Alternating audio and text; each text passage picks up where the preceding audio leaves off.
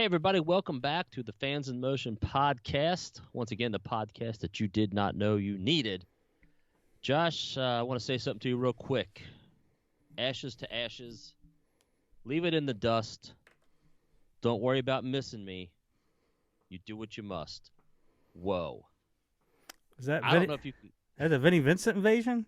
That is Vince Neil, Can't Change Me, and that'll tie in later on in the show. Now, had you heard that song before? That'd be the I next. had not. This might shock you. I did not love Vince Neil's solo stuff. Oh man, you're crazy. We'll get into that later. But yeah, I just wanted to, as I always try to find a quote and try to bring something refreshing to this show. Say hello, Josh. Yo, how is everyone out there in podcast land? I tell you, for those that don't know, and maybe I'll post that picture I just sent you, Josh, to the Fans in Motion Facebook page. I guess the website is fully operational, up and running, right? Is that to be assumed? Yes. Your rebel friends are walking into a trap. The website is fully operational. This is the podcast you were looking for. So yes, there's a few things we've got to touch up on the website, but yeah, the only issue I'm having problem with is Pandora. Pandora's been easily the most biggest pain in the ass out of all of them. Sure. To the point where I'm just like, listen, I'm about ready to take the Pandora thing off of the page and, go listen to it on Spotify or somewhere else. But, yeah, it's just like every other one. It's just all of them had their little, some were easier than others, but Pandora is just by far the worst. But, yeah, the website's fully operational. So you can go to the website. You can actually watch it on the website. We got the YouTube video posted. If you look below the YouTube video on the website, there is actually the MP3 file on the website. So you don't even have to go to any of the other places. You can listen to it right there on the website. Or you can go click on listen on the website. It gives you all your options: Amazon, Spotify, Audio Max, Stitcher, whatever your little heart desires. Now, our main focus or our main avenue will be the Facebook page, the website, and YouTube. Right. That's where everything will go first. Once we load it to once we load it to our website, it will then go out automatically to all those other avenues. But it could take 20 minutes for them to put it up. It could take 24 hours. So there will be a delay on those. So if you're needing your Night Ranger talk fix, your best bet is to go to YouTube or the website. Yeah, and that's why I brought that up. I use Apple Podcasts to listen to all my podcasts, including this one now. And those who use Apple Podcasts, like I was telling you off camera, Josh, that it lets you know when a new episode is available. And as I was walking around today, my iPhone popped up and said 2 new episodes of Fans in Motion. I was like, hey, I know those guys, and I'm going to listen to it in my car. And that made me pretty happy to say. So I wanted to just go ahead and get that out of the way. Josh, you want to go ahead and talk about, well, there was a little bit of sad news today, just recently, actually, as of this recording.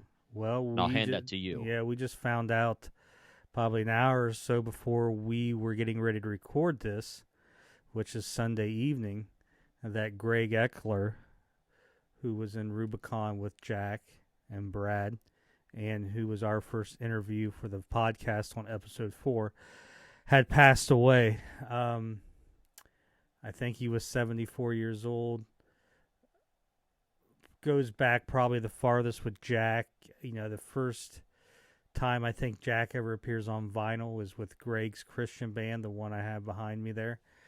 So, yeah, just with Greg, I had the Rubicon albums when I was younger, so I knew him from the photo, I guess. Yeah. And then when Facebook came along, I found most of those guys on Facebook and became Facebook friends with them. Now, I wasn't buddy with them, and I didn't bug them or anything like that. But whenever they would post something about Rubicon, I'd comment, and so for 10, 11 years, we were Facebook friends and occasionally would chat. And when I created this podcast, we created this podcast earlier this year, he was definitely one of the first ones that I wanted to interview. Number one, Rubicon, and going back that far with Jack. And he agreed. And that was the first experience. What's really cool about doing these interviews is after that initial excitement of, seeing them on your computer screen for the first time, you're pretty just buddy and chit-chatting like you would with anybody else. But it's always that initial time when you connect with them on Skype, right? Yep. And you see, holy shit, there's Joel Hoekstra or Eric Levy or Glenn Burtnick. So he was my first. It's like I pulled up the Skype screen and there is Greg Eckler from Rubicon, and I was like, wow, this is really happening. And Greg, was older, so he had an old laptop and he really didn't know how to use Skype. So the day before the interview, I was like, well, just, we'll test it out. Just call me, connect to me, that night or whatever.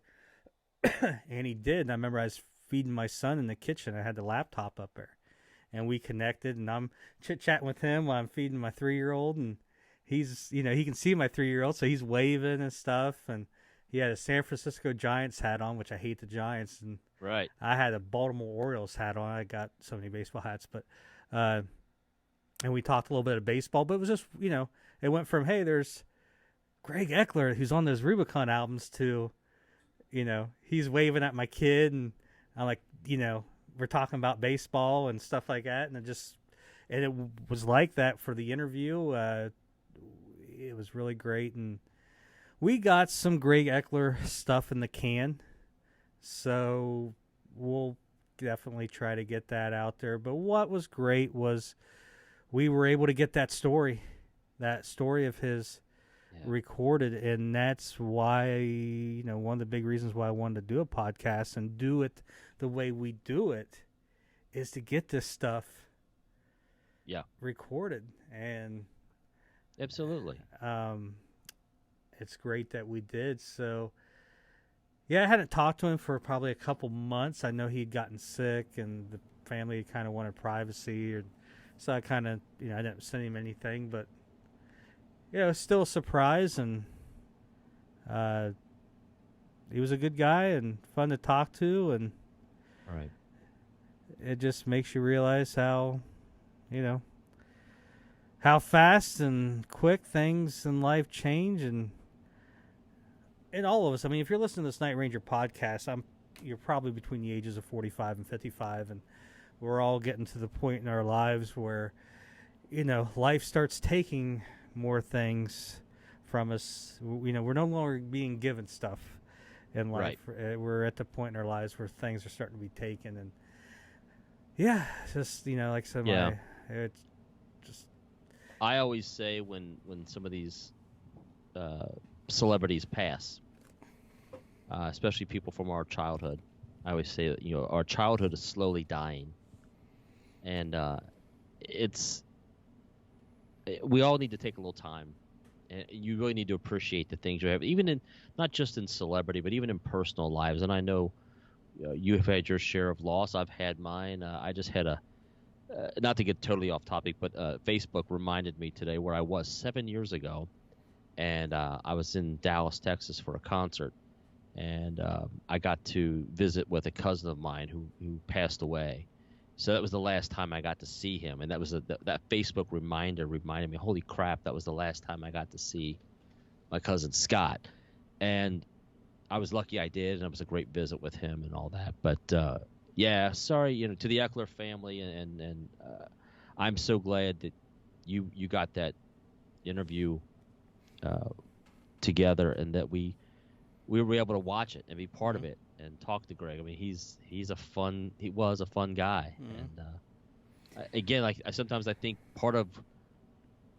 what we're trying to do in the podcasting world that does interviews is chronicling what we can. Yep. Because our heroes and people that were on our walls are fading away. Yeah, so. And yeah, it's just like I said, it's just I don't know, what the hell I want to say. Just yeah, it's just weird. Just just I had plans we had talked to getting back on and maybe do like some. We were going to talk a little bit more about like the TV specials and stuff that they did, and yeah, just.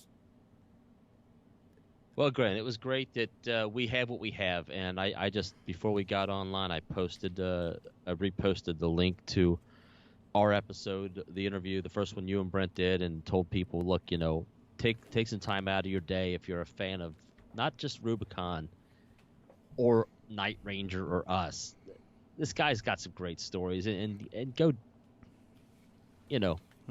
turn the news off and watch some Greg Eckler and have a laugh because he was a blast. Yeah, and if you get a chance, it was episode 4. It was our first episode that we filmed or we recorded with the Mac, our new recording system. So yeah, it was a pretty big deal, pretty big episode. Yeah, I'm gonna miss him, man. He was a good guy. And Greg, thank you for being the first interview and. Rest easy, sir. Yep. All right, so you gotta so this episode we're talking about. I opened up with a classic line: "Ashes to ashes, leave it to the dust. I'll leave it in the dust. Don't worry about missing me. You do what you must." That is a song by Vince Neil from what 1993. 95? No, not that far. 90. I was thinking 92, but yeah, 93 maybe right. I'd have to look it up again. And that album is really good. I'm surprised you don't like Exposed. To me, it was I've told you before. I'm real myopic with my taste, so if I probably listened to it now, I'd probably actually listen to it and like it. But go listen to Exposed. Now, Carved in Stone, which came out in 95, if I remember correctly, it was actually ahead of its time. It's got like a little bit of like techno and rock, and the Dust Brothers were involved. So Josh, why did I quote a Vince Neil song on a Night Ranger podcast? Because we have fired Brent, and we decided that we are only going to hire a person who is bigger than us. And the first person that came to mind was Vince Neil. Is that the correct answer? That is probably that. Well, let's go and check Vince off. He will not. You know what, though? If I was Vince, man, I don't give a shit. People always joke about his weight and stuff. And, dude, listen, if you've lived that life, just have fun and just, whatever. And I heard he got really back. He was working on getting back in shape for the arena tour. But I heard that too. Let's real quick address Brent not being here. I forgot to do that. Brent is having technical difficulties in his part of the globe today, so he may pop in at some point in time. I doubt it, but if he shows up miraculously, then his technical issues are back, or gone. Should say gone, not back. They're gone. So anyway, I quoted Vince Neil for a reason. What's that Josh, reason? Well, that reason is because that is a song written by Jack Blades and Tommy Shaw. Correct. And with this episode, we are going to do our best to basically go through the songs that Jack Blades has written or co-written outside of Night Ranger and Damn Yankees. And it's extensive, and if I miss something, post it, but don't be a dick about it. All right? It's like I said, we all know Jack Blades can write a song. We know Jack Blades from When You Close Your Eyes and Don't Tell Him You Love Him, but what it is we really don't know Jack because he actually writes songs for other people. There are songs all over the place. I have most of them. I did a little bit of research on some stuff, and that drove me into a couple places I did not know. But yeah, he was, especially the 90s, man, he was gun for hire, it seems like. Yeah. And if we ever did get to interview him, that's where I would be. This would be definitely something I'd focus on. I don't need to know, hey, Damn Yankees getting back together. Yeah. I don't need to know that. I want to know, okay. How did you do this? Why were you hired with these throwaway songs? Yeah, where do you end up, writing? Like, there's one where they're writing with Ozzy, and it's Tommy Shaw, Jack, and Ozzy, but then all of a sudden Tommy's gone, and Neil Sean from Journey's in there. So it's like, okay, were these separate writing? Right. How does that go back? Was this a couple years later?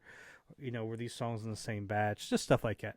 Nerd shit that, if you're listening to a Night Ranger podcast, you want to know. Nerd shit is your middle name. Night Ranger nerd shit. Okay, so let's quickly run through our agenda, and then we'll get on to the episode. Do we have any thoughts, feedback from the previous episode? Have you gotten anything? I mean, it's the last episode out now. The last episode was the Man in Motion episode, and we got some good feedback here. I think I said somewhere in the episode that they took December off. Yes. There was a lot going on, so I didn't get to do a lot of research. What a lot of people don't know is that Man in Motion was our first trial episode that we did before we ever did any podcasts. We were like, okay, let's just do an episode and just see how it goes. This is back in April or May, and we chose the subject Man in Motion. So I used all my notes from there, so that wasn't quite up to it. But I knew that the end of December that there was a show in San Diego that's bootlegged that I have, and then the iTunes thing that we talked about. So I knew it. I just think how you just start talking. But Dave Nadelman put in, he has a ticket stub from the 29th of 88. So maybe they didn't take all of December off. Lance Rushing had a good post here. Back in February earlier this year, he had a conversation with Kelly regarding this record. He told me they originally submitted the album with 9 tracks with no ballads. MCA told him they'd have to have at least one ballad and told him to go write one. Night Ranger did and gave him Restless Kind. However, MCA then wanted another, and that's when I Did It for Love was came into the picture. From what I recall, MCA led them to believe that they were going to release an up-tempo song. Trying to see what... he did see I Did It for Love on MTV a handful of times. He says even made number 8 on their daily request show one Friday in October. So...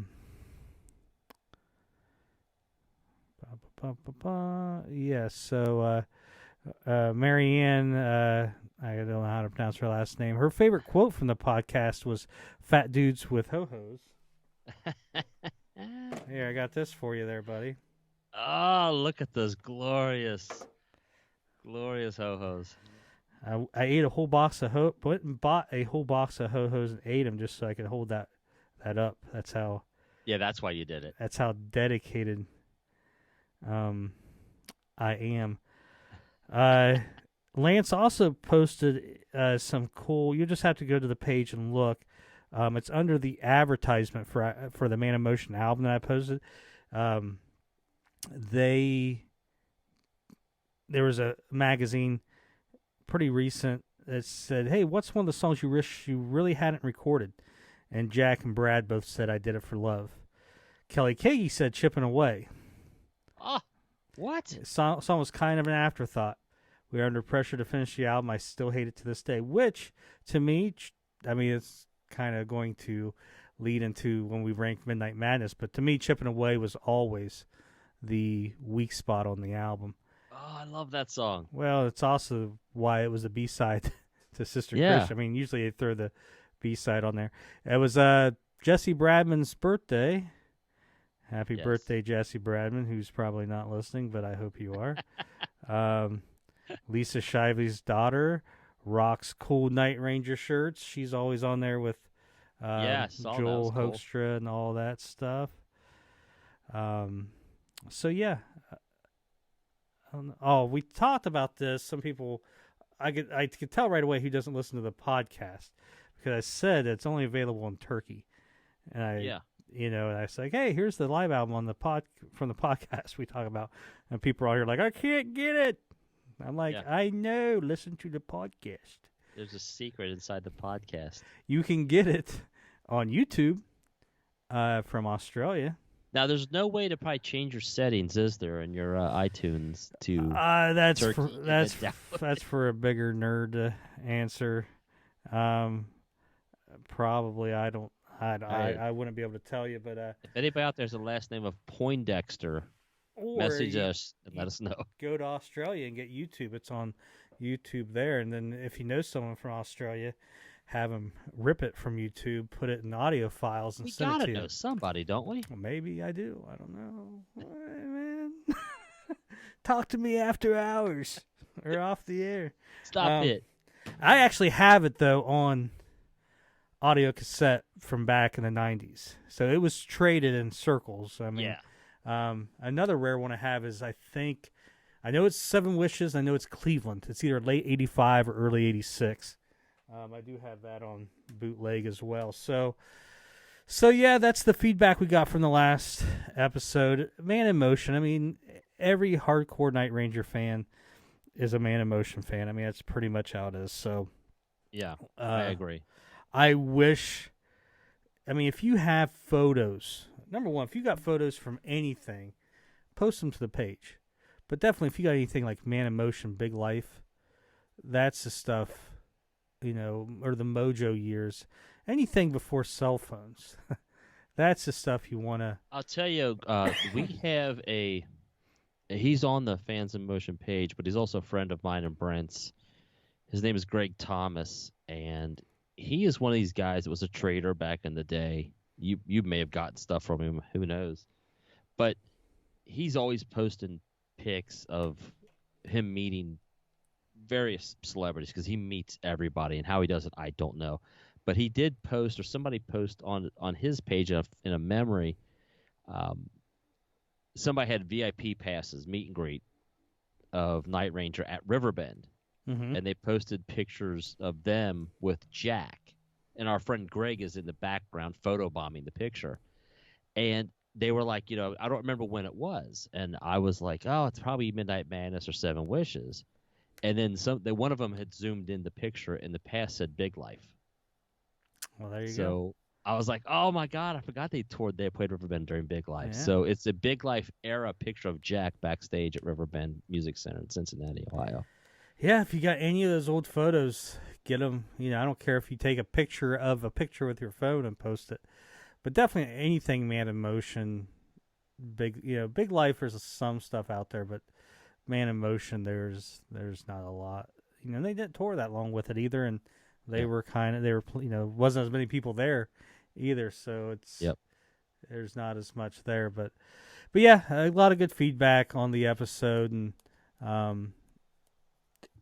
we all got a lot going on right now with families and stuff, so I don't know if it was the best prepared episode, but it wasn't. But like you said, it's going into the holidays, and life is kind of catching us all a little off guard, and we're kind of running around a little ragged right now. Well, and that's why, that's why we had to record at night.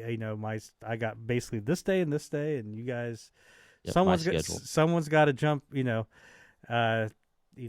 jump in, and luckily you were available tonight, and I got off work and came home, and here we are. Yep. So. Yeah, if you're thinking about starting a podcast, it's not as easy as it looks. Become independently wealthy, so you don't have to worry about work getting in the way of your podcast. Yeah, and you can hire an assistant where they get all this set up for you, do all the editing, and you just sit down and do the chit chat. Have that golden voice of WNBC, and we're back. WNBC.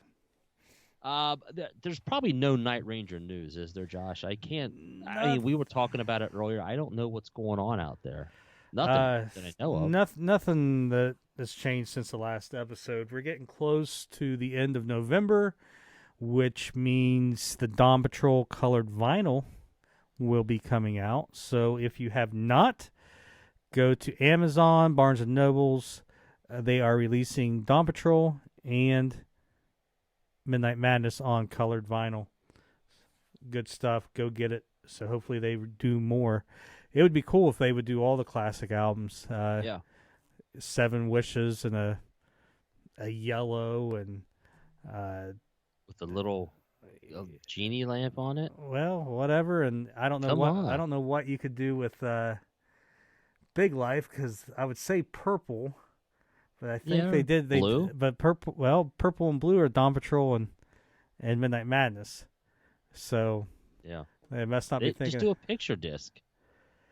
Back in the day, remember picture discs? Yeah, but those probably cost a little bit more than just the color. Just changing the color of the vinyl. But see, like to me, if you did Man in Motion, black, just keep the black, but have purple splatter in the vinyl. Yeah, would be cool. You could, so. Yeah, and hell, just keep going, man. Do a reissue of Mojo. Put some of the demos that I know exist on there, and yeah, you can reissue Neverland. Well, not reissue. You could issue Neverland. Issue it. Neverland and 7 on vinyl for the first time. Which there's hope. They did the greatest hits live. Rock in Japan '97 when it was released in the States. It was just greatest hits live. They released that last year with blue vinyl. And not the best quality, but I mean, the vinyl is good quality. There's not a lot to it, but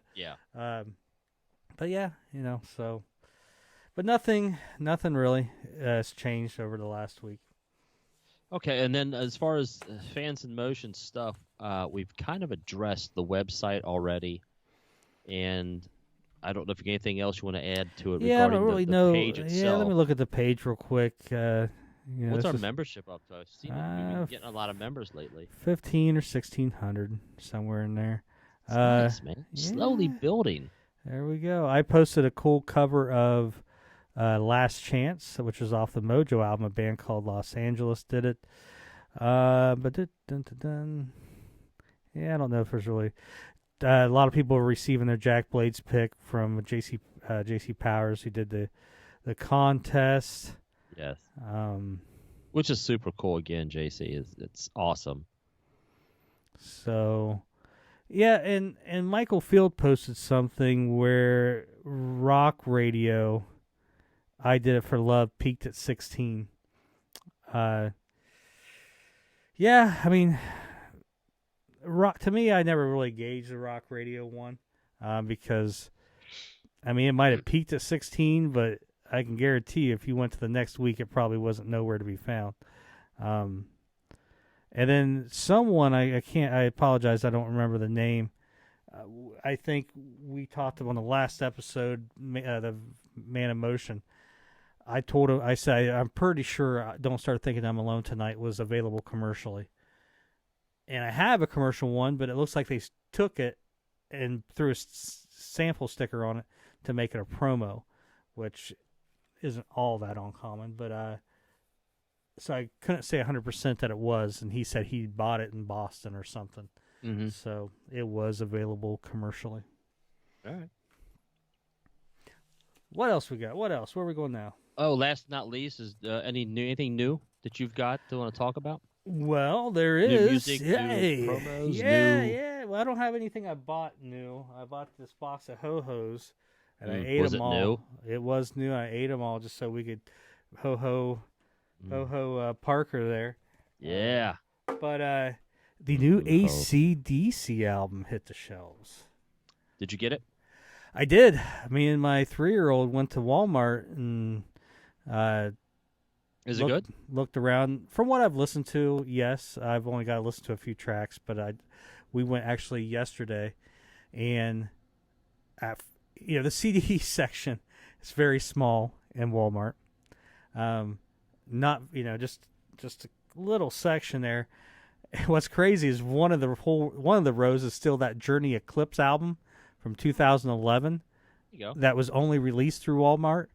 Yeah, they still 10 years still later pushing that. Not pushing it, but they still got enough to fill up a whole row. Their inventory, they're counting that every month, every year. But yeah, I couldn't find it. I'm like, I was looking for it on an end cap, up the front or something. I'm like, well, maybe they're not selling it in the store, and it was on an end cap, but it was at the very back, like, facing the back of the store. I'm like, well, this wasn't, but that's just how CDs are. And there was a couple new releases, and that I bought that and the new Chris Stapleton. But yeah, I wanted to go and get the new AC/DC because we're lucky if we get to go do that again. Well, say how many more chances you're going to have to get a new anything, let alone AC/DC at this point. I was going to order it off Amazon. I was like, no, you know what? I want to go old-fashioned, go to the store, find it, basically just, something to add to my anxiety and shit. Just, whatever. But we found it, and my kiddo got to hold it, and he likes to listen to music in the car, so we threw it in. And good. Raise him right. Yeah. Well, so. I was, last Thursday, I was, I assume everybody that they're fans of Motion or whatever. I love live music, live concerts. It's the greatest. It's what I need. It's my church. And there's a singer-songwriter guy that I really like. I'm sure no one on the page has heard of him, but he did a show here in Nashville. He's living in Nashville, and he actually did a record release party, and I had purchased front row seats for that. And I'll put it up here to the camera. I don't know if you can read it. Mark Sibilia. And the album's called Seed of Joy. And it's just a singer-songwriter. I mean, he's not, like a rocker. But I got that, and I got to see a live concert. And, man, did I feel refreshed. I was like, oh, thank God. And it was just him and an acoustic guitar in a tent in a parking lot in downtown Nashville. And I was like, I'll take it. And it was great. So, if there's anybody that's listening, watching, that likes singer-songwriter, look up Mark Sibilia. He's fantastic. Most of you have actually heard him. He, not to get off on a tangent, but he did, during the Super Bowl, I think it was last year or 2 years ago or whatever. He was that shark, right? The dance to the shark? Well, no. Close. He did This Land Is Your Land for a Jeep commercial. And if you remember that Jeep commercial it was aired during the Super Bowl, that's him, his recording of it. Mm-hmm. And he's done some other things that you might have heard here and there. He's getting some airplay via commercials and stuff like that. But anyway, that's all I got new-wise. That's a way to do it nowadays. Well, just he's one of those guys that, and again, the reason that we all go out and buy music is, and I think you've touched on it before, is you have to support these guys. You have to, or they're going to, Mark, this is how he makes his living, and he's small. Mm-hmm. And I tell everybody I know, hey, just take a chance. Spend $10, buy the guy's CD. Yep. So. Yeah, and that's what's hurting him. I mean, people like Kiss, even Night Ranger, Jack and Kelly and Brad. Yeah. Not, those guys, it may hurt with them not being able to tour, but they can survive. It's the musicians for hire and the small artists like that are the ones who are hurting the most. So yeah, I mean, go out there and get a CD. This was the first show he had played in over a year. He's like, I haven't done anything because he was off tour when COVID hit. Mm-hmm. So of course he hasn't done anything. So anyway, Mark Sibilia, if you're looking for something to try out, go for it. So with that being said, Josh, let's get into what we don't know about Jack Blades and his songwriting credits. Jack Blades, busy man. And I would assume he made some really, really, really, really good checks for some of these songs. Not necessarily the fact that all of them were hits, but the fact that they were on some big albums. So we'll get into that. I'm not going to go in any particular order or year, just because, you really can't, because some of the years you kind of go back and forth. So I'm just going to go by band and what he wrote with the band. And I guess fittingly, with us talking about Greg Eckler, I'll just grab this, and look at that. Look at this on the back. I don't know if you can see it or not there. Yep. Cheers and blessings, Greg Eckler. This is the first time, as far as I know, Jack ever appeared on vinyl. 1973. He's not in the band, but he was like an additional musician. So he's listed here under album credits. And the song that he wrote on here says the first time, as far as I know, 1974, I think I said 73, that Jack ever appears on, anything vinyl is I Need Help from Heaven Above, written by Jack Blades. So, man, I'd love to talk to him about that song. There you go. And Greg had signed that for me. So that would be the first one. Just that's out there. So going from that, I'll start with the band. You may have heard of them, the band from Boston, and they've had a few hits, some knee slappers. A band called Aerosmith. Who? Aerosmith, but they spell it A-E-R-O Smith, not like Bo and Arrows. Aerosmith. Yeah. I might have. Oh, I've seen them live once. If you get a chance, I'll check out Mark Scabilia's, and you. I'll check out this Aerosmith. You check out this Aerosmith, but so with Damn Yankees, Jack and Tommy writing. Jack and Tommy Shaw basically start writing with a lot of people. So they write with Aerosmith. Now, did they have more than one writing session? I can't answer a lot of those questions. But they did use the tracks over time. So they wrote for the Get a Grip album, which came out in 1993. Had Living on the Edge, Eat the Rich, Amazing Crying, whatever, all that. Smash album. Yes. And I remember getting the album. I knew that they had written songs for the album, so I got the album when it came out. And I was surprised only one song on there was Jack and Tommy. And it wasn't even my favorite track. Yeah. But the song was called Shut Up and Dance. Okay. So it's written by Steven Tyler, Joe Perry, Jack Blades, Tommy Shaw. So you can get that off the Get a Grip album. You can actually, there's a live version on the Blind Man single, which came off of, Blind Man was a single off the greatest hits called Big Ones. Came out a couple years later. You can get the live version off there, but you can also get the live version on Wayne's World 2.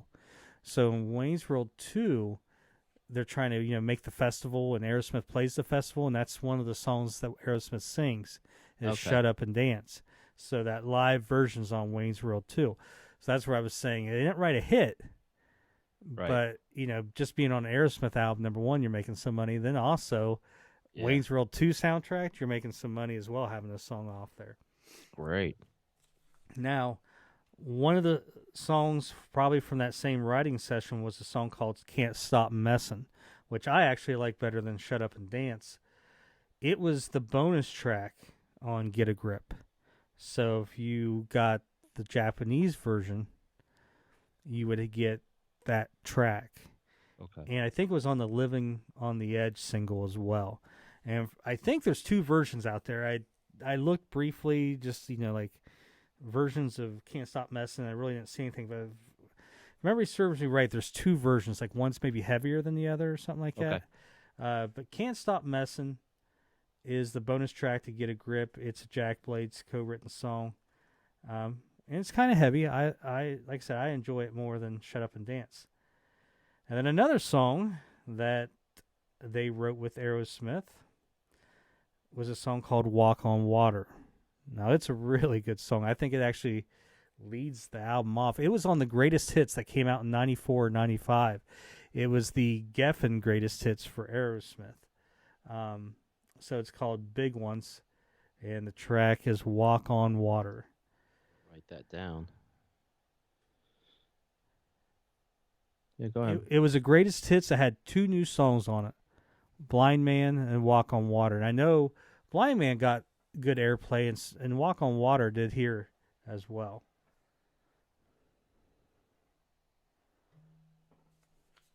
And then the last Aerosmith song that I know of is a song called What Kind of Love Are You On?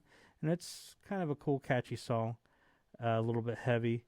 And it was on the Armageddon soundtrack, 1998. So they kind of put that heavier Aerosmith song on there, I think, to counteract I don't want to, don't close your, whatever. Don't want to miss miss a thing. So, so What Kind of Love Are You On is the Aerosmith song. It was on the Armageddon soundtrack. So, they're just that right there. You're making, you're getting some good mailbox checks. You just go to your mailbox and there's a check in there. Well, so, and I don't want to jump ahead in your notes, but isn't there another Armageddon? There is. Reference. So what's going on? I mean, these guys, why not just have Jack and Tommy do a song for the Armageddon soundtrack? Well, we'll get there. I mean, I don't know. They're kind of good songwriters.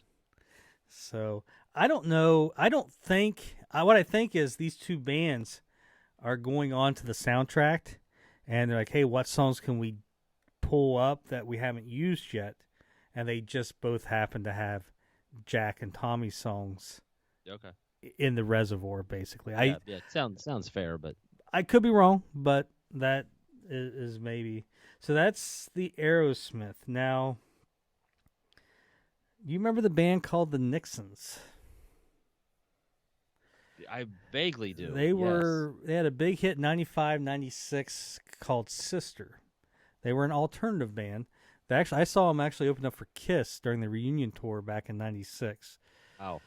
So they had a big hit. They were an alternative band, had a big hit, like I said, 95, 96 called Sister. Anyways, and this would be one to ask Jack, is like, how in the hell do you get hooked up with the Nixons? But he wrote a song off, is in the year 2000. The Latest Thing is the name of the album. And the song is called First Trip. So it's, like I said, it's an alternative sounding song, but it's also got that melody, that's, sounds like a Jack Blade song. So yeah, just that one song by the Nixons, and it was the single off that album, the lead single. Huh. So. Jot that down. Keep that pen handy. I am. What was that song called again? First Trip. I think it's called First Trip to the Moon, but I think the title of it officially is just called First Trip. All right, go. All right, so let's just throw for a little bit of loop and let's get some country involved. So I don't know how I found this or how I knew about it. Is this the one you sent me? Maybe. I don't know. Unbroken by You by Courtney, Cayley or something like that. Yeah. I obviously knew about it, and I found it somewhere in probably a promo CD stack I got for 50 cents. But I didn't love this song. I listened to it. Yeah, I mean it's pop country nonsense. You know what's I don't blame Jack. You know what's funny is I had this, and when I went through my collection a couple years ago, or a year ago or so, I took it out to get rid of. I'm like, why the hell do I want to, it's like I'm past the point of like I was collecting everything, and then I still had the box of stuff to get rid of, and we had started this podcast, and I was going through that stuff again. I'm like, well, I probably need to take this back out of the stack, and it'll come up in the podcast. So, yeah. So, Gary Burr, Jack Blades, and Trey Bruce wrote this. Here's your little connection. Trey Bruce wrote with Glenn Burtnick, and they wrote the song "Spirit of a Boy, Wisdom of a Man" that Randy Travis took to number 1. But this is not a number 1. So it's all right. I mean, I don't know. It's just it seemed very formulaic to me. Like I was like, oh, this thing looks like felt like it was phoned in. 2001, and then the song is recut in 2008. I mean, I'm not published, so I can't say anything. But I was like, Well, you could take a song and you could have it recorded by someone else and sound totally different and great. right. It's it is what it is. But there's a girl that recorded it in 2008 named Allie Gillis. As far as I know, no relation to Brad. But she recorded it for an album. I don't know if it was a self-produced album. I think she's a small actress now or something like that. I did look her up real quick. Now that Courtney Cayley girl, that one we just showed, yeah. she is now Courtney Wilson, and she's a Canadian actress. And she's like, those shows for maybe home and garden shows where you buy houses and shit like that. I think she's on one of those shows in Canada now. Oh, wow. I'll keep an eye out for it because you like Canadian home shows? Someone I know watches them. All right. Yeah. So, but it's in Canada, not the U.S. Right. And then Allie Gillis redid the song in 2008. This is something I just found out doing the album, researching this. I listened to it, feel free to search it out and listen to it if you want. Right. But there, as far as I know, that Courtney Cayley, she never released an album. She just released a couple singles.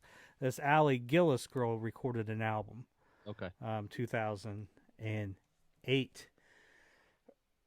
So from there we go to Cher. Yes. Love me some Cher. Hey, I'm cool with Cher. Whenever You're Near.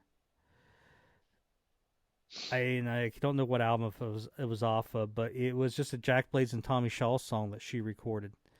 I posted it to the page maybe a month ago, so it's on the page. But so yeah, if you just type in "Whenever You're Near" Cher, it'll you'll track it down. But yeah, that is a Jack Blades and Tommy Shaw song. Probably, one of the ones I remember next is was Alice Cooper. The album Last Temptation that came out when I was in high school. Really good album. And the two best songs to me were the Jack and Tommy and Alice Cooper tracks. So Alice Cooper, the album is The Last Temptation. There's a great song, probably one of the better songs they ever wrote, called It's Me. Okay. Jack, Tommy, and Alice. It was a single off the album. Really good track. It's on numerous. That's an album it was originally released on. It's been on some greatest hits of his and stuff like that. And then there was another track that they wrote on the album called "You're My Temptation," which is kind of the title track. The Last Temptation is the name of it. But "You're My Temptation" is a fantastic song as well. Okay. And the album is pretty good. Chris Cornell wrote a couple songs, from Soundgarden. He wrote a couple songs on the album. Alice Cooper. It was Alice Cooper's first album released after grunge hit, because he kind of came back with Poison, and then you had Hey Stupid, both really good albums. To me, even Hey Stupid's better than Poison. But then grunge hit, so this was the first album released after grunge, and I don't buy stuff I already have on vinyl unless it's on sale or I get a good deal on it. Last Temptation was one album that I made an exception for. There's a couple that I have, but I mean, I paid the $24 and got it because I enjoyed it that much. So definitely check out those two songs, Alice Cooper, It's Me, and You're My Temptation. Yeah, and we talked about that before because I talked about the Neil Gaiman references to doing some of the the storyline and stuff because it was a concept album, right? For Alice? It had a comic book to it, and hell, I think maybe I showed the album on an episode not too long ago. I think Brent kind of tuned out on that conversation for a minute because I'm a comic book collector guy, so I bought it for that reason because of the comic book. I think I got rid of the album or CD after I gave it a couple listens. It's just get the fuck out of here. All right. So let's go to Journey next. Yeah. And we'll start off with the Armageddon soundtrack. They have a song on there called Remember Me. Yes. And it's maybe the first time Steve Augeri sang for them because they had just kind of did the reunion album with Steve Perry in 96, 97-ish. And then Steve Perry left. And this was like the first thing they kind of recorded with a new singer. Okay. Written by Jonathan Cain, Neil Schon, and Jack Blades. So yes, there's 2 tracks from Jack and Tommy on the Armageddon soundtrack. Even though they really didn't have the hit, just being on a soundtrack makes you a good little chunk of change because everybody had that soundtrack back in 1998. And again, some of these little things that all connect. Patti Smythe has a song on that soundtrack, co-written with Glenn Burtnick. Really? Yep. Look at that. I can't remember the name of the song now, but it's on there. But he did a lot of stuff with Journey. So hopefully I'm not forgetting anything here, but they had an album in 2001 called Arrival. And the songs are either written by Blades and Sean or Blades, Sean, and Cain. But from Arrival, the opening track, Higher Place, Jack co-wrote. World Gone Wild, I Got a Reason, and Kiss Me Softly were off that. And Never Too Late was from that. So he wrote damn near half the album. Yeah. With them. And then they released another album in 2005 called Generations. And he wrote, I think, 3 songs off that album: Shelter, What You Want, and Love Finds a Way. So there was a lot of, and Neil, I think, played on Jack's 2004 solo album. So, they were working together a lot. And also in 2014, Neil released a solo album called So You. So the word so and then just the letter U. And Jack wrote on So You, the title track, On My Way and Serenity, I think, are the songs off of that. Hope I got that right. So, big history with Journey. Right. So basically, just buy the Arrival album because half of it's Jack, and then he's on 2 or 3 songs from the Generations album and the Neil Schon solo album. And then he has one song with Eric Martin that most people know from Mr. Big, but Eric Martin was, from the San Francisco area, had the Eric Martin Band. Around the same time Night Ranger was hitting with Dawn Patrol, Midnight Madness. And Eric Martin had been in the Jeff Watson group back in the late 70s. So they have a history. Eric Martin released an album called I'm Going Sane in 2002. And I think it's the first track off the album, a song called My Disease. Jack co-wrote. It's all right. It's a heavier track, kind of.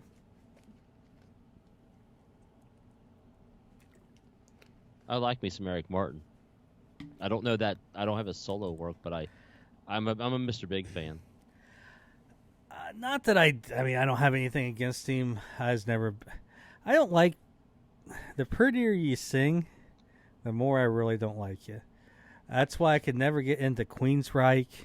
Oh, really? Eric Martin. It's just, there's got to be a little gravel in your voice. Oh. And the only band that I can really think I got into that doesn't have that is maybe Dream Theater. And I don't even get into a lot of all their shit. To say, if you're into Dream Theater but not into Queensryche.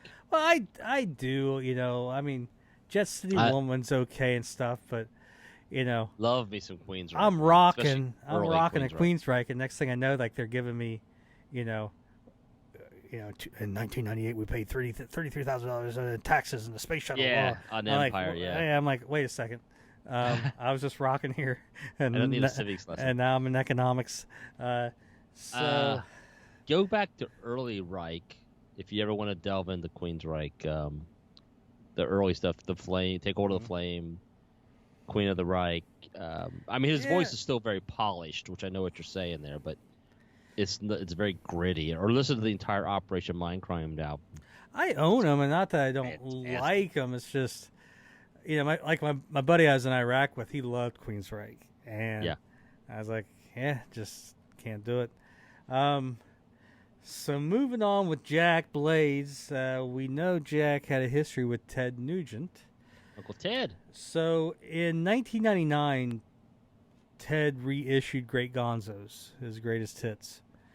And there was a few bonus stuff on there. I think it was mostly live stuff. But he did have a new studio song on there called Give Me Just a Little, which I think Jack produced, but also co-wrote.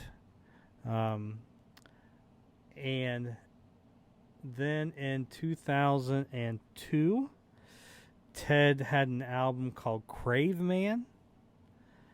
And Jack and Ted wrote the song Crave off there. And then the mysterious third album from Damn Yankees, which was never released. Go check out one of our previous podcast episodes to hear about this unreleased third Damn Yankees album. One of the tracks from that album that Ted sang, Damned If You Do, ends up being re-recorded and on this album. So that song is written by Jack, Tommy, and Ted as well. So there's those three songs from Ted. And then you got Styx. So Styx records an album called Brave New World in 1999. It's a pretty good album. I like all the Tommy stuff. I'm not too big into the Dennis stuff on that record, but there is a song on there, I Will Be Your Witness, written by Tommy and Jack, and a song called Best New Face, written by Tommy and Jack.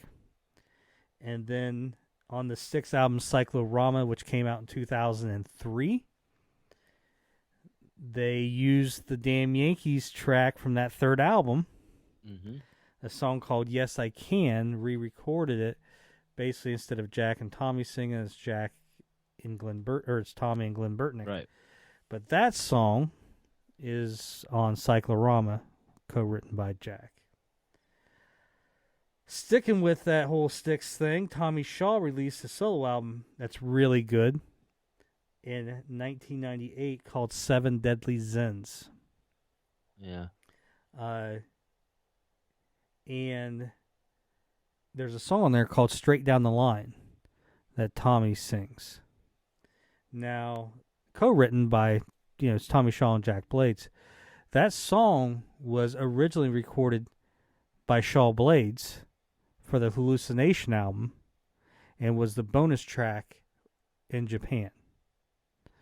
So, if you now, I feel like I've heard this song. That's why I kept my face when I look a little dumbfounded. I'm like, if you get the Shaw Blades Hallucination from Japan, there's two bonus tracks on there. One of them being Straight Down the Line, which Jack and Tommy trade vocals. So it's a bonus track in Japan, but it was never released in the States. So Tommy uses it for Seven Deadly Zins and just sings it himself. Jack may play bass on it. Yeah, he re-records the vocal on it though. Well, I think they re-record a lot on it. I could be wrong about that. I don't think they just kept the music and did a new vocal. I think they re-recorded it. Oh, okay. Yeah, I gotcha. But Tommy's the only one singing. So you have that on there. And just as a bonus, there's a song on there that's really great. It's the last track on the U.S. version called A Place to Call My Own. And I think it may be kind of Damn Yankees. I know they weren't in the studio at the same time, but I think Ted does the solo. Jack may play bass, and Michael Cardelloni may play drums. But they were never in the studio at the same time.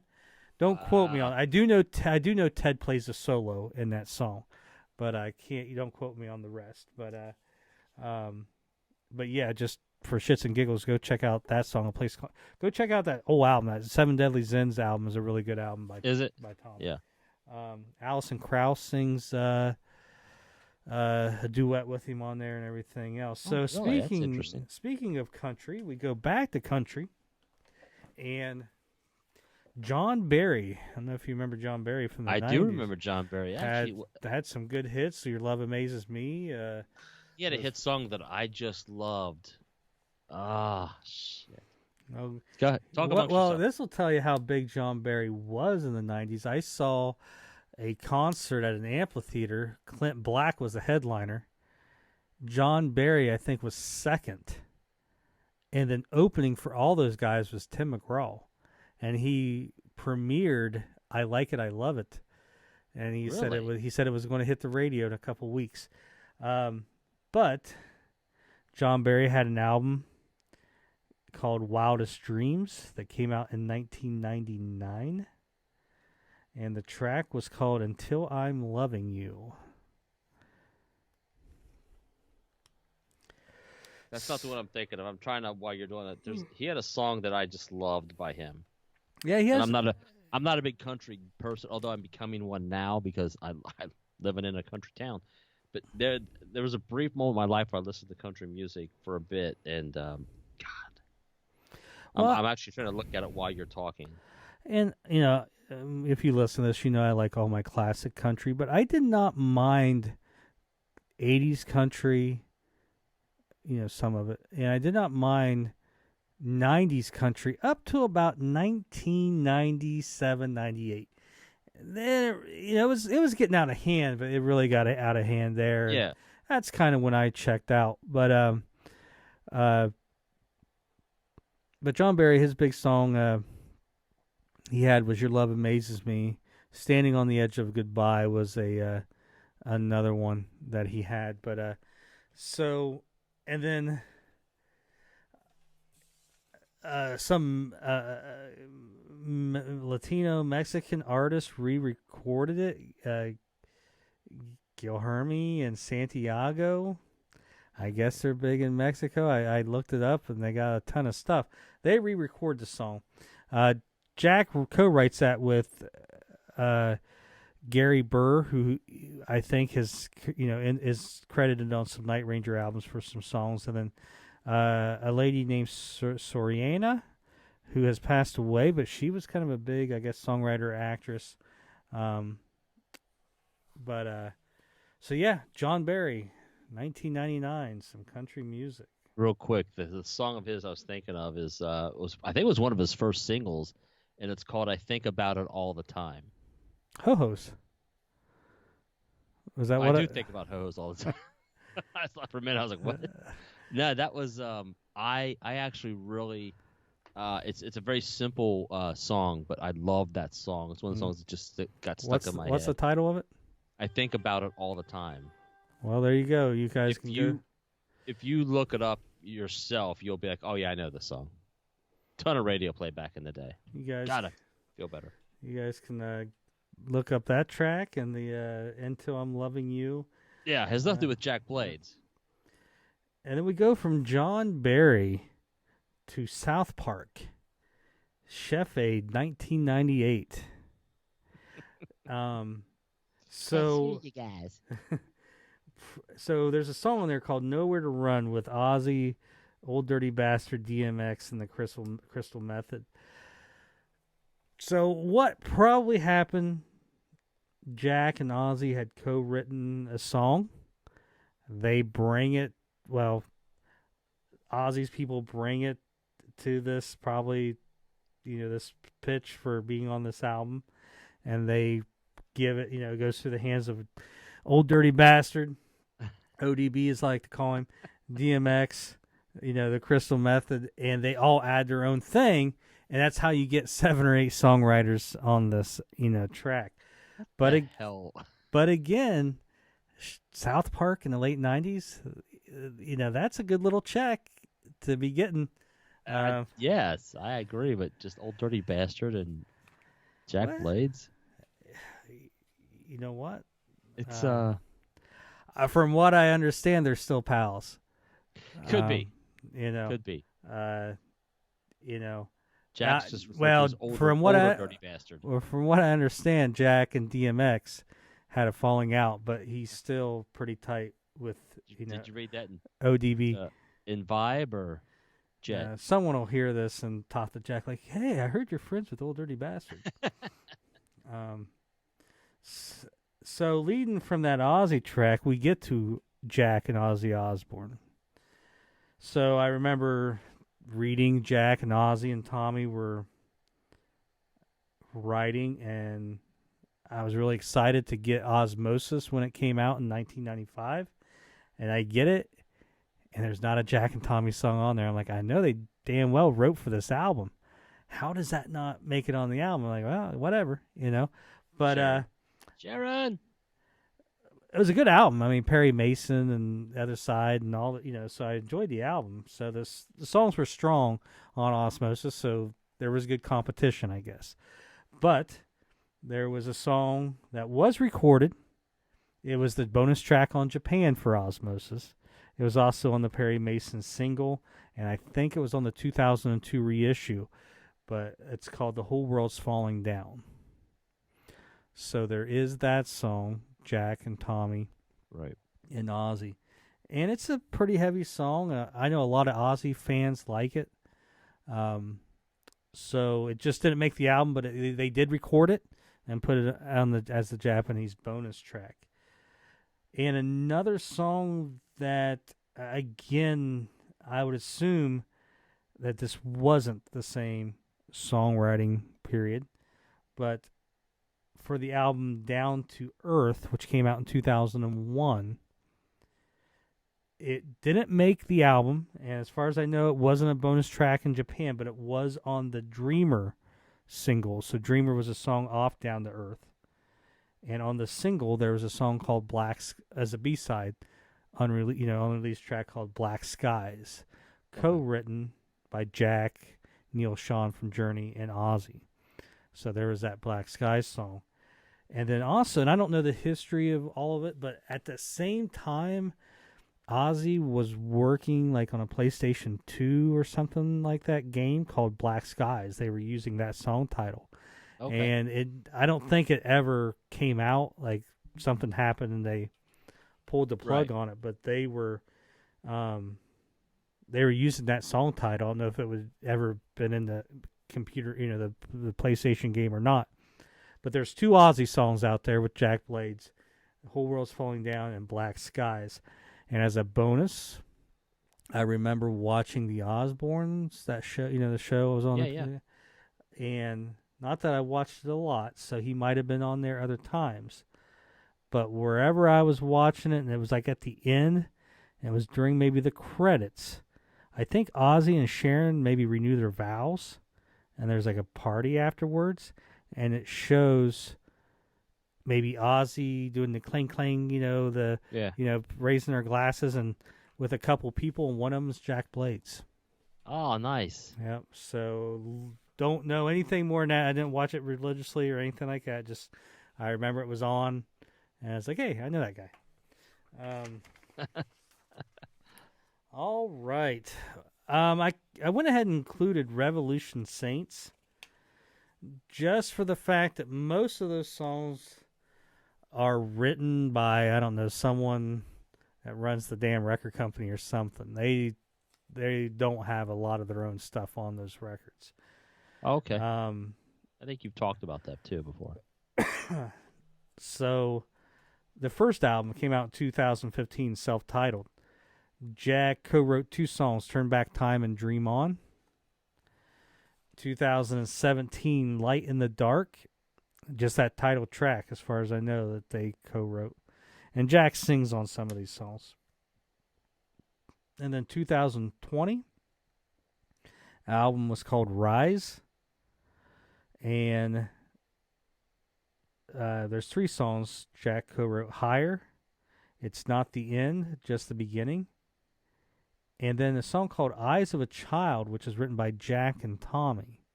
So as far as I know, Jack and Tommy have written together for a while. So that song's had to be, just sitting around somewhere. Just be interested in asking where, that song came from. So, I was thinking about not including it because it was his band. It's not like outside Jack Blades, but that's like also, could you talk about what's that group he did, the TAC? Yeah, I could. I forgot. So, TAC Mushiato group. TMG, Eric Martin. So, TAC is a big guitar player in Japan. Jack played bass. Eric Martin did vocals. I think Brian Tichy was the drummer. Wow. Maybe Jack. I think he co-wrote a track or 2, and maybe sang a song. But there's not a lot. And I forgot to do it, so there you go. Now, one of those, we get back to country again, there's a group, one of those groups that should have probably been bigger than what they were, and somehow never were, was a band called Sons of the Desert. They were a good group, a lot of good musicians. The guys are still out doing stuff in Nashville. They're probably the biggest lasting thing of fame is, remember the song from Leanne Womack, I Hope You Dance? Oh, yeah. So there's 2 versions, a pop version and a country version. In the country version, there's kind of like, in the chorus, there's background vocals.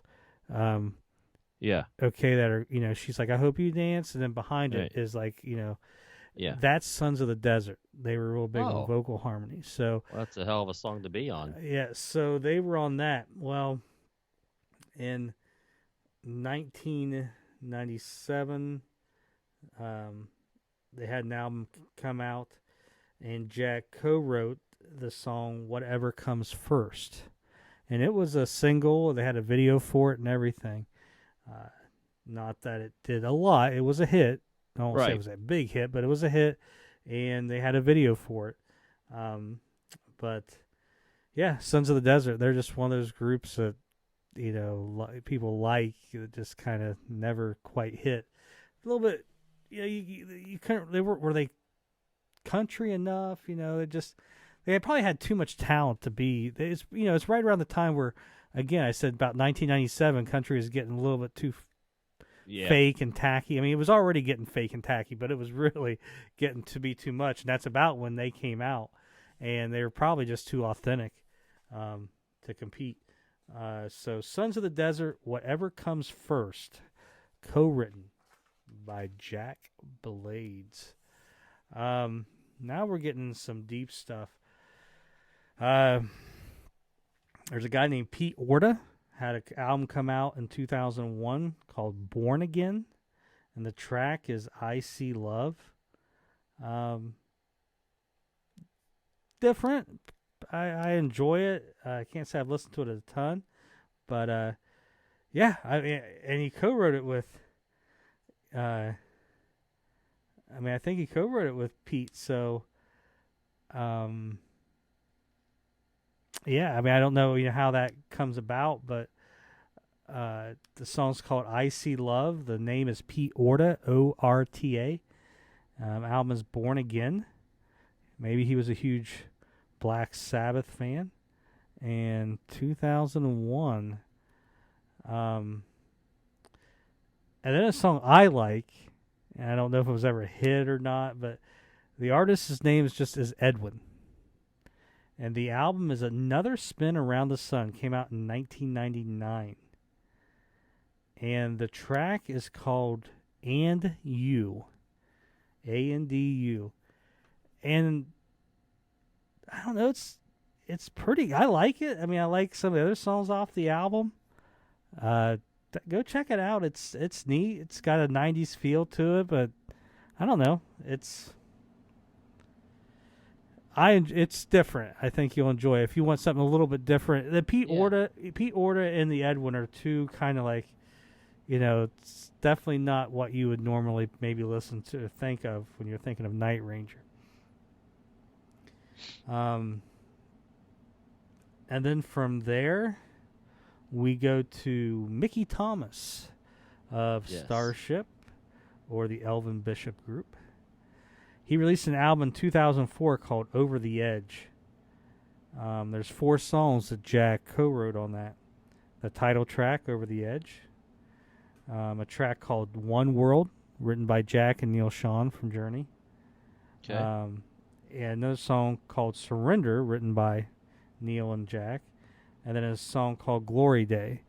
So 4 tracks off that album. So Mickey Thomas, Over the Edge, 2004, 4 tracks, Over the Edge, New World, Surrender, and Glory Day. Then you get to Christian music. There's a band called Point of Grace, all-female group. The album is called Free to Fly, and the track is called Something So Good. The song may have been good one time, but I can't get into it doesn't have nothing to do with it being a Christian group. It's just go check it out. If you feel like drinking, thank me later. It's probably again one of those songs that you give it to another artist and they scale it down. It's something different. But Point of Grace, Free to Fly is the album. The track is Something So Good. What is that? All right, so now we get to where I had to grab the CDs. So if you're still looking for some good music and you want a good disc, I always liked Great White, but this album right here, go get this. It's called Can't Get There From Here is the name of the record. Came out in 1996, maybe? No, 1999. So, this kind of ties into... Remember we were talking about the Damn Yankees album, John Kalodner, Portrait Records, and everything? Yes. So, this is one of the albums released off of that. This is the same company that Damn Yankees 3 would have been released off of. Okay. So, John Kalodner's a big Jack Blades fan, so he's got him working with these groups that he signed. So, Great White is one. 1999... Can't Get There From Here. What is crazy is Great White got radio play with one of these songs. And I still sometimes hear it. I heard it, I don't know, 5 years ago on the classic rock station. I'm like, of all the songs they're playing, because this is a pretty good, this is almost 2000 when this is released, and it got radio play. It's the song that I'm talking about got radio play. It's called Rolling Stoned. Okay. Michael Lardy, Jack Russell, and Jack Blades. So, again, if you are looking for a good album, just start to finish, get this. It's produced by Jack Blades, number one. So, that's one thing John Kalodner had him doing, producing. He produced this, and then C.C. DeVille had a solo band on Portrait Records as well. The band was called Samantha 7. And I remember that band. And Jack produced it. And I got a promo copy of that record before it came out, and I didn't expect much. It's C.C. DeVille, right? I couldn't believe how catchy and good the album was. I still love it. It's 3-minute songs, and I mean, it's it's just pop. You're not putting it next to Pink Floyd, Dark Side of the Moon or anything, right? But what are we're not putting a lot of stuff next to it. It was good. I enjoyed the songs, and they were catchy. Samantha 7. Go look up C.C. DeVille's band, Samantha 7. But Jack produced it. But Jack produced this, too. And he co-wrote a lot of songs. Rolling Stoned. Ain't No Shame. Also co-written by Mick Brown of Dokken. It's wild, Mick Brown to you. Silent Night. Sweet Lorraine. In Their Tradition. which is written by Gary Burr, which we've mentioned his name a few times on some of these songs. So the first 5 songs on this album are co-written by Jack. Huh. The first 5. Track 6, he dropped the ball. But, and then he's also got another one, I thought. Track 10, Loveless Age. So, what is that? 6 songs, so half the album. He co-wrote and then produced the album. Don Dokken has a co-write on this album as well.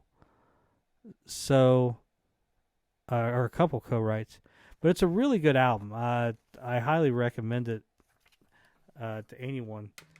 It's amazing though. They didn't recreate it on any of the other albums after that, but really good album there. And then 2007, they released Back to the Rhythm. Same lineup. By this time, Portrait Records is gone. And I'm pretty sure Jack doesn't produce this one. Yeah, I gotta say, Great White. And this is never a band that I ever got into. Never hit it for me. I tried. I mean, I know a couple. They've got a couple songs that I think they're good songs. Mm-hmm. My band played 1 or 2 of their songs, but they never really hit right with me. Yeah, I mean, I actually like their albums like Hooked and Psycho City, stuff like that, more than I did, Rock Me and all that stuff. Yeah, see, that's the stuff I know is, Rock Me, Lady Red Light, Once Bitten, Twice Shy. So Back to Rhythm, Jack co-wrote the title track. Track 2, Here Goes My Head Again. Track 4, Play On, co-written again with Jack. A song called Neighborhood that he co-wrote. So there's 4 tracks on there that he co-wrote. Great White, Back to the Rhythm. Good deal. And then also off of the, I don't know if I grabbed it, I did. All right. So again, Portrait Records released this Rat album. Yeah. In 1999. I don't think it's as good as the Great White Album, but it wasn't horrible. It's not as good as Infestation that came out maybe 10 years later, but Jack does have a songwriting credit on track 7, Dead Reckoning. I want to make sure that's the only one. And Bobby Blotzer mentions it in his book. I didn't know Blotzer had a book. He does. It's not bad. I mean, it's self-written, so. Oh. But of all the self-written books, he doesn't do a horrible job, and he is pretty honest. I mean, if you want a good, honest book, get that. I love those music autobiographies, man. It's not one of those polished ones. It's just like I like Sammy Hagar's book, but it's pretty polished. Any of the Kiss books. Yeah, except for maybe Peter Criss. He was a little salty. Those ones are all pretty polished. He tells you how it hit him. He gives dollar amounts and stuff, and how it hit him. And I think I told the story in one of the last episodes where, he was talking about having to make a living when grunge hit. Yeah, and it hit him when he was basically cleaning carpets, and he looked out over his carpet cleaner. It was out on the porch there, the apartment he was cleaning, and behind his vacuum or whatever was the Forum, and it just hit him. He's like, 8 years ago I sold that place out, and now I'm in fucking Inglewood cleaning carpets, and it just hit him. yeah, he talks about how much, he gives details, like, hey, we were offered, I went for, I made $250,000 in 1997 getting back with Rat, and he talks about just the issues with them and stuff. So I think it's just called Tales of a Rat or something like that. But yeah, it's worth it. I bought it when I was in Africa, and I read it on the plane back. I still remember that. But yeah, but he talks about it because I think, they were pissed at something, like, why are we giving, songwriting credits to these people? And he's like, well, number one, you gave a songwriting credit to this one dude because he came up with the line.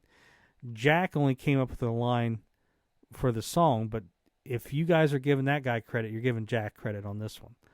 Something like that. So Jack didn't do much on the record. They were just having a tough spot on one of the a couple lines, and Jack helped him out. But that's a co-write. And he mentions it in Blotzer's book. And then I couldn't remember Kelly Kagi on his solo albums, so I had to grab them before we got on here. So Time Passes, probably one of my favorite of the solo albums that the band members have done. There's a song called Anything Goes, co-written by Jack, Kelly Kagi, and Jeff Watson. There's a song on here called Acid Rain, co-written by Jack and Jim Peterick of Survivor and all that stuff. There's another song co-written by Jack, and I knew Jack wrote on here. I forgot it was this much. Another song Jack had wrote called Before Anybody Knows I'm Gone. So if you like Jack Blades, get Kelly Kagi's solo album. It's an odd way to advertise it. And it has Wrong Again, which was a Mojo era song. So it's just those songs, but there's 3 Jack songs on there. On Kelly Kagi's first solo album, Time Passes. And then I want to see if there was any off of this one, I'm Alive. Let's see here. I think he wrote most of this with Jim Peterick from... He does have a songwriting credit with Michael Lardy from Great White. But I do not see anything with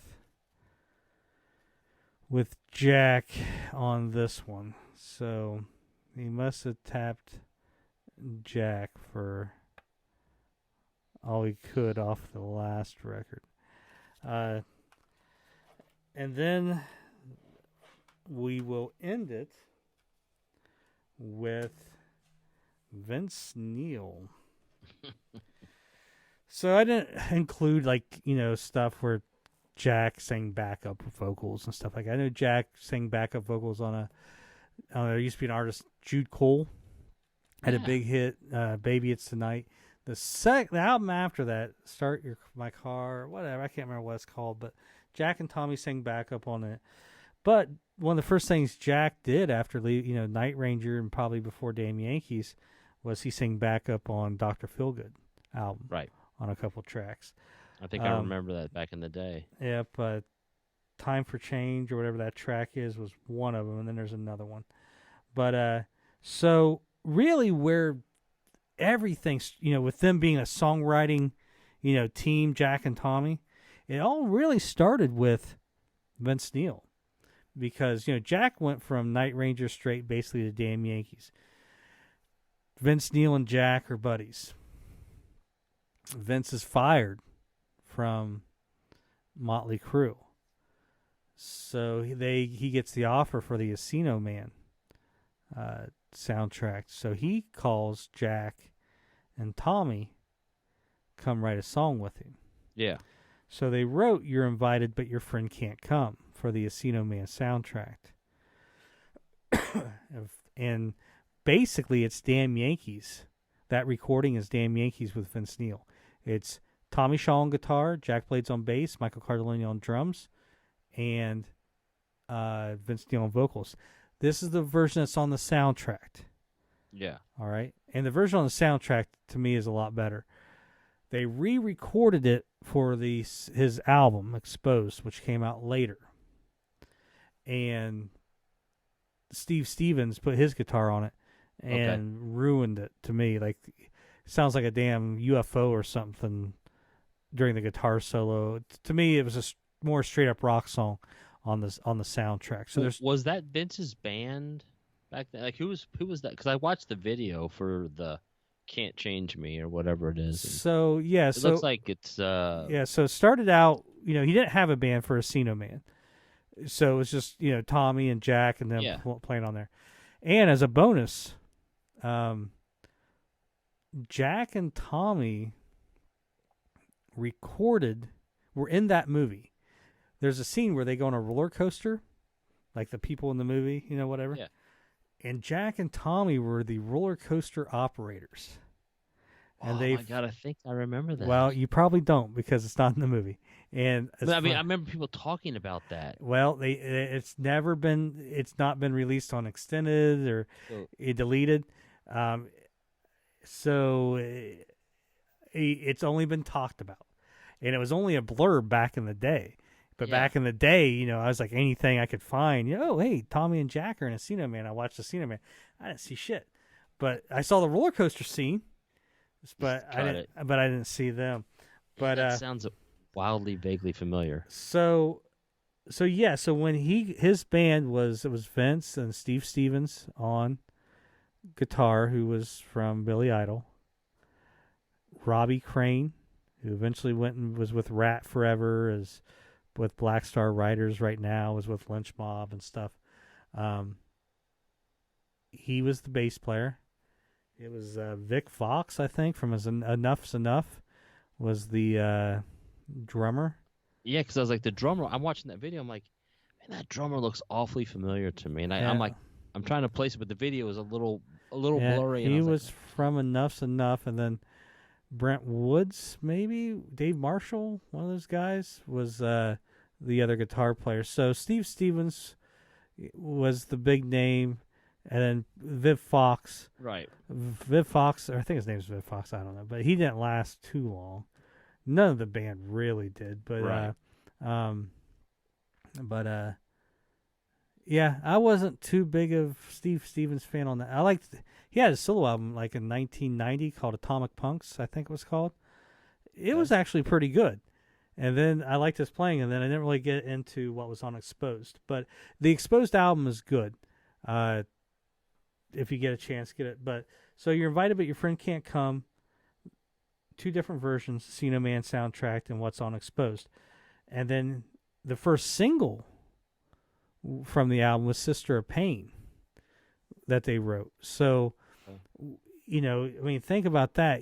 Their first time they're really out there becoming songwriters for someone else. They get the big hit, You're Invited But Your Friend Can't Come, off of the Encino Man soundtrack.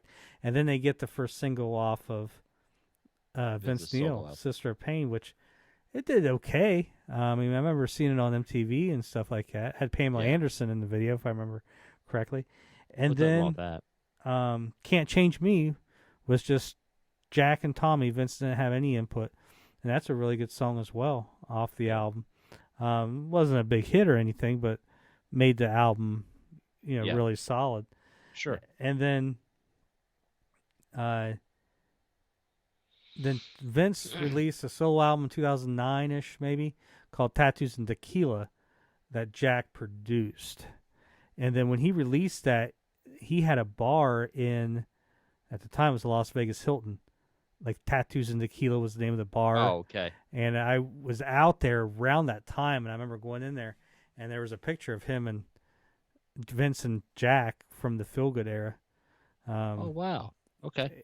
Just a small one on all the photos that were there. Yeah.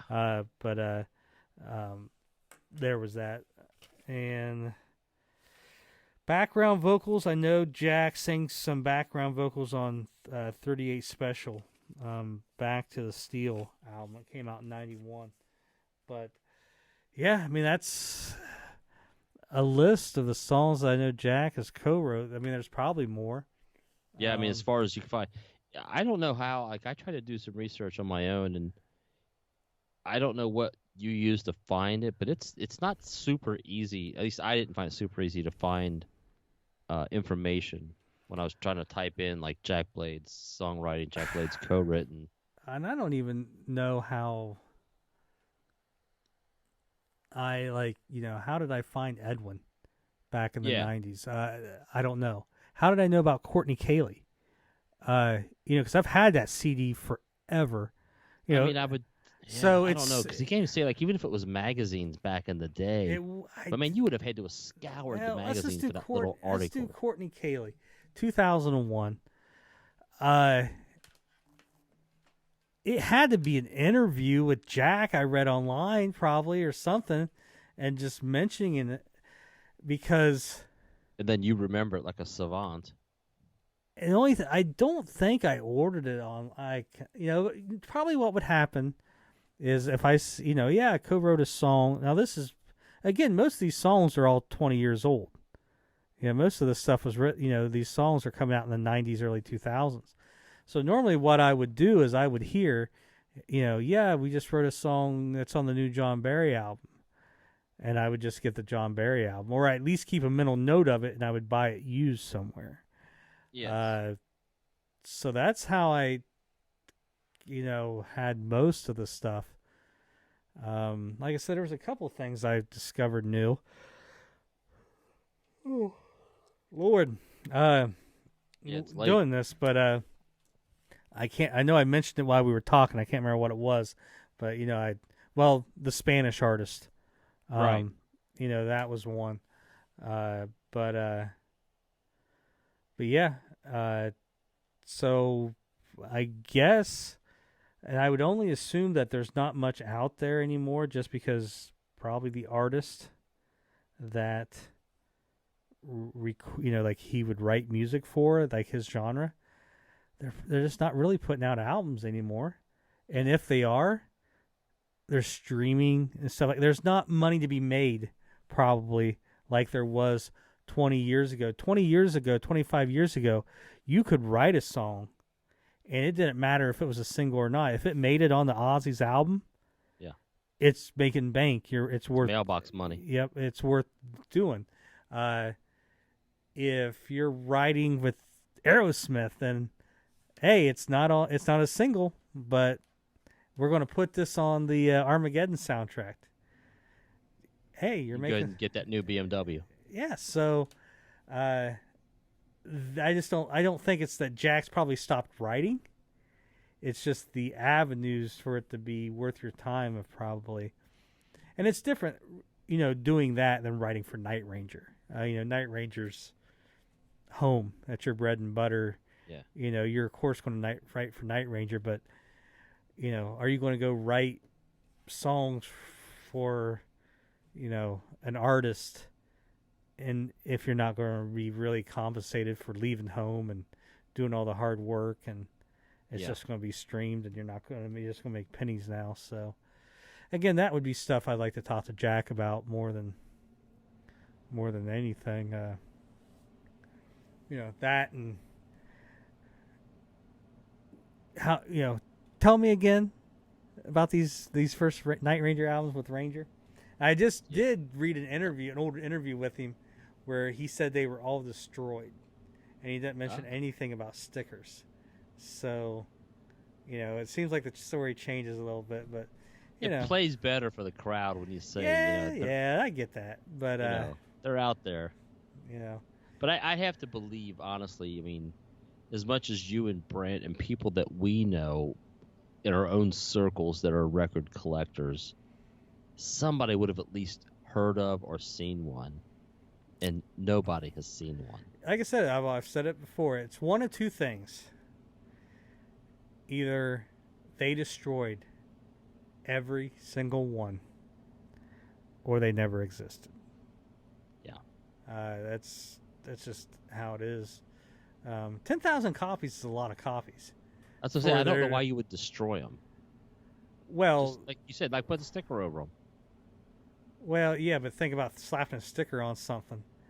It's you're really going to sit there and line up 10,000, and is it worth the time, or is it easy just to destroy the cardboard? Not destroy. They wouldn't destroy the album, the record. Right, they would just destroy the cardboard. And then my next question would be: all right, were the vinyl already inside them, and they were sealed? You know what I mean? Like that. Those would be questions like, you know, that okay, you know, if he could say yes, they were sealed and the vinyl was in them, like, you know, then you're getting more of a story, you know, because, well, how do you know? How do you know that there were 10,000, and how do you know, that the Ranger logo was on there? You know, he goes, well, yeah, we saw the boxes and they hadn't yet gone to the factory because they were going to use these boxes to put the vinyl. You know, I mean, there you got a little bit more to the story. Just there's 10,000 copies and now they're all Once gone. we get Brad or Kelly or Jack on, that's got to be a question. Or Jeff. You know, if Jeff ever... I tell you what, though. Usually the people in the band are the worst at knowing their own history. I'm sure, if you're a hardcore... Who else is out there? Tucker? Yeah, I don't know. You would have to... Yeah, because, I mean, Pat Glasser's gone, who's the producer. Bruce Bird, who was their manager, is gone. Neil Bogart, who owned the label, is gone. So you just got all those young guys who were releasing albums in the early 80s and were probably slightly medicated, whose memories may not be the best. So... Yeah. But yeah, so I would say, if you guys want to give some feedback, number one, what did we miss? I'm sure there's something. I hope there's nothing glaring, but yeah. Well, this episode was kind of pulled together quickly. We didn't have our full time to research it. Well, I had been working on, and someone had suggested this. I should find them and give them credit. Hold on. I'd put a little thing out there like, hey, what kind of topics and stuff would you guys like to hear? And he had said songs written by Jack. Yeah. And my thought was I was going to do stuff written, like we would go to Jack, then to Kelly, then Brad. Yeah. But after I got to thinking about it, it's like there's not a lot. Kelly has done a lot of stuff outside Night Ranger, some songwriting, but a lot of like singing. Like, he just guest sings on people's records. Yeah. So there is a lot of that. But, not the songwriting. So I was like, you know what? I can make Jack... a whole episode. Basically a whole episode. Give me a second here. I want to give him his due. I did like Brent's... where he compared the Night Ranger Man in Motion with the... with Survivor. Yeah. Yeah, that was pretty good. When you break down the release dates and all that stuff. All right, so there we go. Darren Smith. Deep dive into who Jack has written songs for and with. So, Darren, there you are. Thanks, Darren. So he's the one that kind of got the thought, well, I could probably just do Jack. And then when we were kind of deciding, hey, what are we going to do for this week's episode with kind of not being able to do Brent, we had ideas, but it was stuff we knew Brent would definitely want to be involved on. So this is what we came to the conclusion of. All right, well, does that about wrap it up then? You want to call it a... I think so. Call it a show? So here you go. If you... are listening to this or watching this, if you haven't yet, go to the YouTube channel and hit subscribe. Leave us a comment. Let us know what if there's any songs that you didn't know about, stuff that we missed. If you heard, if you've just found out about some songs and have listened to them for the first time, just leave a comment. Tell us what you think. If you're on any of the other platforms, subscribe to them. However, you just said you subscribe to like Apple or whatever and you got the alerts. Subscribe to those. And everything is based off of our Facebook page. Just go to Facebook, type in Night Ranger Fans in Motion, click like, we'll approve you, and welcome to the world of Night Ranger nerdery. Or as we call it, home. Yep. Fansinmotion.com. You can do that too. We're look at us. Look at us. Who would have thought? Who would have thought? Not me. We're so into Night Ranger. I'm actually wearing a Kiss shirt today. And I talked about Jack Blades, and I'm wearing I didn't realize till I was sitting Mojo era. I saw my reflection in the little camera up here. I'm like, what? I'm like, oh shit, because I was, you got home a little bit earlier than I thought, and I was like, all right, I got to throw a Night Ranger shirt on, and I just threw something on, and so there you go. Whatever. That's how we roll, yo. It's what it is. You know who I'd really like to see Jack write with, though? We didn't really talk about it. I think Jack and Glenn Burtnick would write well together. Yeah. Why don't you put that together? Yeah. Call me, Jack. I'll hook you up with Glenn. All right, dude. Sign us off there. Thank you guys so much. If you're still listening, like Josh said, go to YouTube and click subscribe and like us, comment, and do all the stuff on Facebook and all the wherever you get your podcasts from, your pod chasers, podcatchers. Join us, talk to us, engage in the conversation with us, post your pictures and questions, and correct us if we're wrong. I'm Andy. Thanks for tuning in. And remember, you can still rock in America.